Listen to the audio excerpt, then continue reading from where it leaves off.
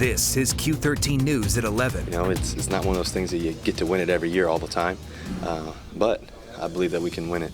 I believe we can win it next year. Loud and proud even after a loss.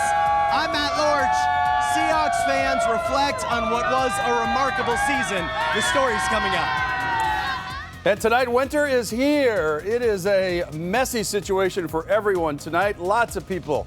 Chief Meteorologist Walter Kelly tracking the lowland snow, and we'll let you know exactly where it's falling. Well, tonight it's all about the wind, the cold, and the snow. We've got team coverage as the Arctic blast comes our way. Chief Meteorologist Walter Kelly is standing by in the Weather Center. Q13's Jennifer Lee is tracking conditions from one of the hardest hit spots in Snohomish County. But first, we want to focus on the conditions we're seeing tonight. Here's a look at the drive in Whatcom County. It's really a mess out there. It's really coming down. And keep in mind, the heavy, wet snow is starting to cause some issues with power outages. Right now, we know that 9,000 people are without power in Snohomish County due to weather conditions there. We also want to show you what the conditions are like in Everett tonight. The snow is starting to pile up as the night goes on. If you have to drive tonight or in the morning, please remember to take it slow like those cars were doing. Leave plenty of space between your car and the one in front of you, of course. Well, the flakes are falling in Seattle as well. As we take a live look outside in downtown and South Lake Union, you can see on the cameras there's lots of big snowflakes coming through. Of course, this is the storm we've been waiting for. The roads are still bare right now because you can see on your screen temperature is above freezing, but that has dropped 5 degrees in just the last hour just in our studios in South Lake Union. So even colder in other parts of the area, particularly north and way south. You got to be prepared for icy roads because all this is going to freeze over. Any untreated roads could be a real problem tomorrow morning.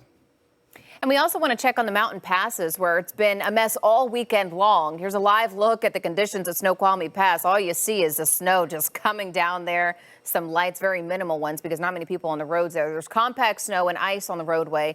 WashDOT says there's about a 30-minute delay for drivers. Traction tires are required both east and westbound.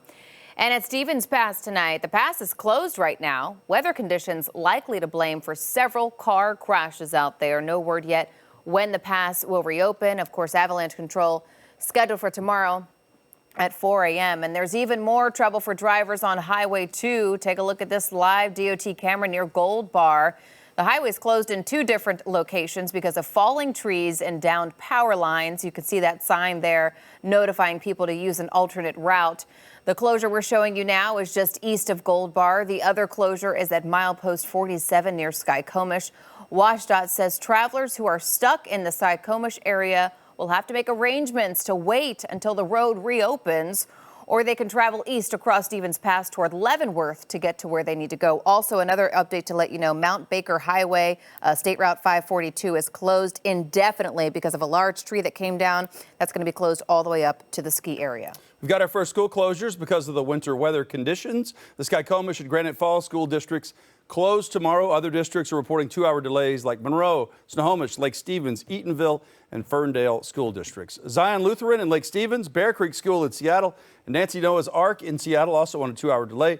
Olympic College, Shelton campus delayed until 10 a.m. Of course, there's going to be a whole lot more of this when all of the superintendents, principals get up in the morning, make the decision at 4:30 which schools are going to be closed and which are going to be on delays. But you can expect a lot of them. Be sure to tune in to Q13 News this morning. We're on at 4:30 a.m. with the very latest on the school closures and what the weather's been doing while you've been sleeping.